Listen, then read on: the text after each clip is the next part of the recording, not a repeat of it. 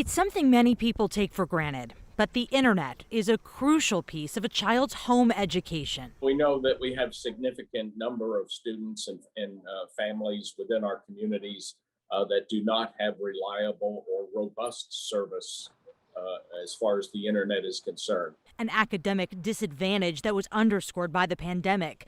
But in the Fort Worth ISD, that gap is closing. The construction of new Wi-Fi towers here at Morningside Elementary, Eastern Hills, Rosemont. Thanks to Fort Worth voters, this summer the district is beginning to install Wi-Fi towers in areas where they have a high student population without reliable internet. There are parts of our city, believe it or not, where there is touch and go internet, and then there's places where there's absolutely no internet. That makes succeeding scholastically difficult.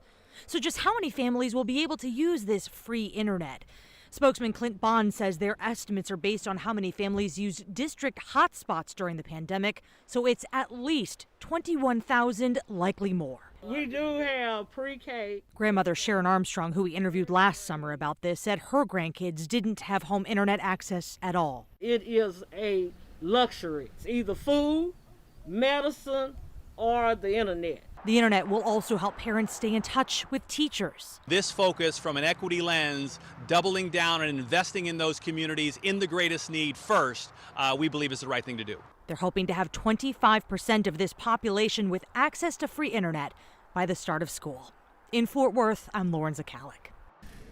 Free community Wi-Fi is now available in Dallas, but it's only in certain neighborhoods right now. So check to see if your address is eligible and which areas are Wi-Fi enabled. Contact 311 or text the word internet to 214-977-6028 and we'll send you a link with that information.